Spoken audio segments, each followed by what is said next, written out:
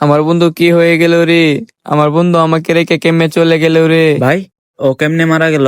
ভাই, রাতে দুজন একসাথে ঘুমাইছি, সকালে আর বন্ধু উঠে নাই। মানুষের মরণ কিভাবে হই।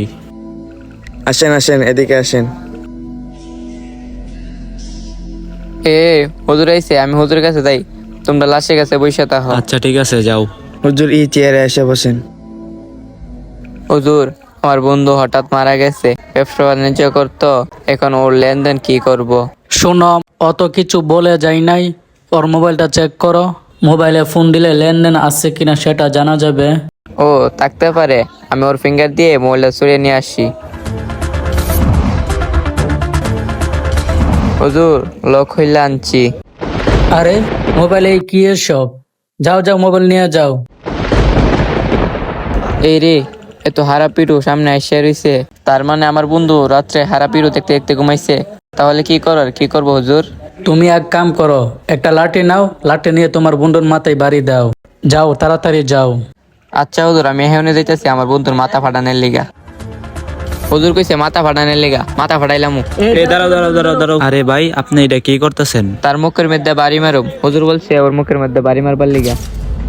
আপনি বাধা দিয়েন না, আপনি হুজুর তে বেশি বোঝেন। হুজুর বলছে মাথার বাড়ি মারবার লিগা। বুঝলাম না, হুজুর কইছে দিকে মারতে হইব।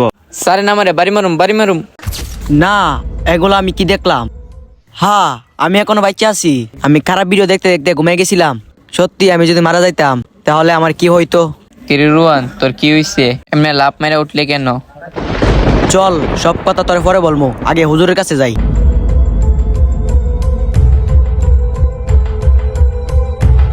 হুজুর হুজুর, আমি স্বপ্ন দেখছি। না, এগুলো আমি কি দেখলাম? হুজুর কইছে মাথা ফাটানোর লিগা, মাথা ফাটাইলাম। দাঁড়াও দাঁড়াও দাঁড়াও দাঁড়াও। এখন এখন আমি কি কি কি করতাম? আস্তাগফিরুল্লাহ। এখন 90% ফলাফল এই অবস্থা, যারা গান বাজনা শুনে ঘুমিয়ে যায়, আর এই অবস্থা মৃত্যুবরণ করলে তাদের কি হবে? তুমি মনে করো আল্লাহ তোমাকে একটা সুযোগ দিছে, তুমি তো চাইলে বাস্তবে মারা যাইতে। এখন থেকে তুমি আর এইসব দেখবে না।